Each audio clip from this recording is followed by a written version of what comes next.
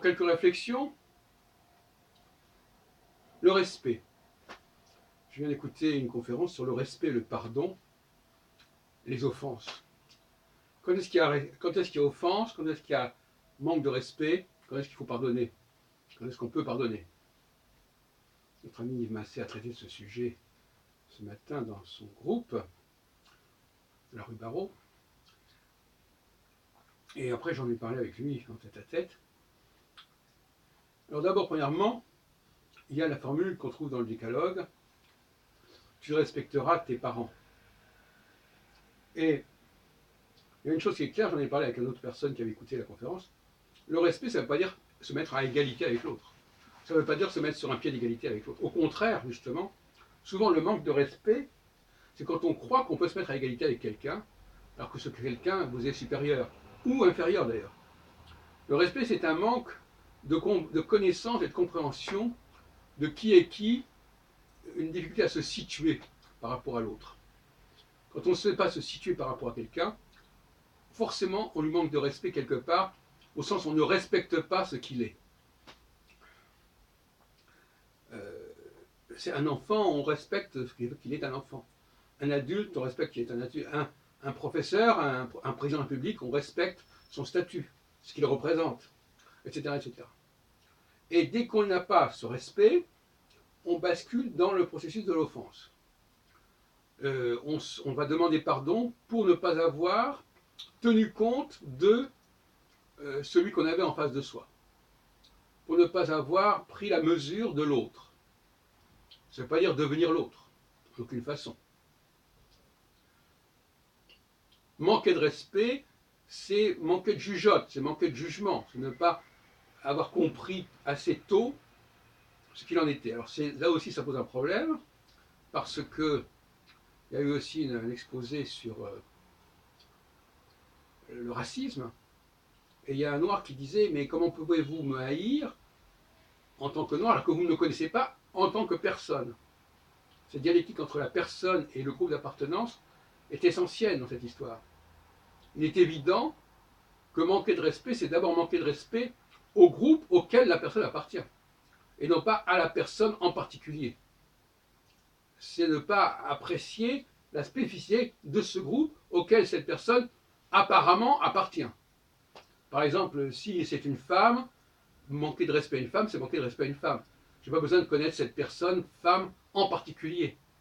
Autrement, ça fait une façon de dire: oui, ben on verra bien, le temps de se connaître, en attendant, on ne se connaît pas, et donc, on ne se respecte pas. Plus exactement, on va partir du principe qu'on est tous pareils. Est-ce que c'est parce qu'on ne sait pas et parce qu'on ne veut pas classer les gens, on va décider qu'ils sont comme nous? Et ça peut aussi déboucher sur un manque de respect. Et l'offense, c'est lorsque l'on n'a pas respecté, qu'on n'a pas eu, on n'a pas pris immédiatement conscience de qui était l'autre, de qui est qui. Il y a des gens qui ne savent pas à qui ils parlent. Et c'est souvent quand on n'est pas dans son milieu d'origine, dans son groupe d'origine, que le nombre de fautes, le risque d'erreur est croissant. Dans mon propre milieu, généralement, je sais assez vite à qui j'ai affaire. Dès que je sors de ce milieu, pour des raisons de langue, de religion, de statut, de culture, là c'est glissant, et il vaut mieux s'en tenir à une vision minimale, c'est-à-dire savoir un minimum de choses sur la personne. Et sur la personne, pas en tant qu'individu, mais des origines de cette personne, du milieu auquel elle appartient. Et il y a des indices qui permettent de le faire. Alors, ce qui est intéressant, c'est que certaines personnes, pour éviter justement le racisme, ne veulent pas qu'on considère un certain nombre de facteurs collectifs. Et oui, c'est la haine du groupe auquel on appartient. On ne veut pas être assimilé à un groupe quel qu'il soit, on veut être traité comme un individu. Mais ça ne veut rien dire, être traité comme un individu. Parce que on entre dans une échelle de temps qui n'a rien à voir. Pourquoi ne pas vivre des années avec quelqu'un avant de savoir qui il est? C'est une plaisanterie. Bon, ça c'est un premier point que je voulais aborder. Et l'autre point que je signale en passant, c'est le fait de se tenir. Alors on me dirait, ça n'a pas de rapport, bien qu'on puisse jouer sur le mot tenir en respect. Tenir en respect, ça veut dire garder les distances. Hein. Faire des distances parce qu'on n'est pas, on n'est pas du même monde, on n'a pas élevé les poules ou les oies ensemble. Voilà, donc c'est une forme de séparatisme. Vivons heureux dans la séparation. Euh, nous vivons dans un milieu, forcément autour de nous, il y a des êtres différents, il y a des animaux, il y a des machines, il y a des femmes, il y a des hommes, il y a des noirs, des blancs, etc.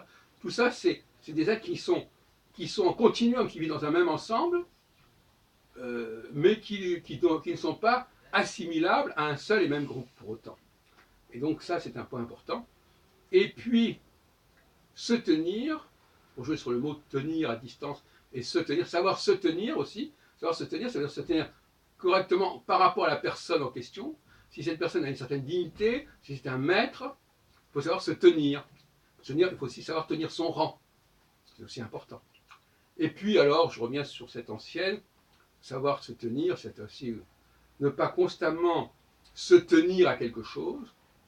Hein, on dit aussi, je sais à quoi m'en tenir. Bon. Mais, alors justement, quand on rencontre quelqu'un d'un certain groupe, on doit savoir à peu près à quoi s'en tenir. Bon, dans un premier temps, en tout cas. Et tenir, c'est aussi évidemment se tenir dans un autobus pour ne pas tomber. Et là aussi, j'ai souvent l'habitude de plaisanter là-dessus, parce qu'à ce moment-là, les enfants, on ne leur apprendrait pas à marcher parce qu'ils risquent de tomber. Donc on va tout de suite les mettre dans une espèce de petite voiture pour qu'ils ne risquent pas de tomber.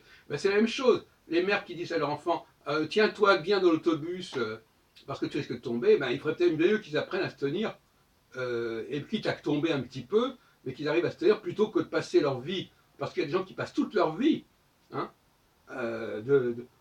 à se tenir constamment à la rampe, à la barre de l'autobus ou du métro, et qui n'ont jamais pris la peine d'essayer de se tenir tout seul. C'est-à-dire sans s'appuyer, sans se tenir, sans s'accrocher. Moi, je trouve ça assez pathétique, à vrai dire. Bon, voilà. Donc voilà les petites réflexions que je fais en ce dimanche 14 octobre 2018.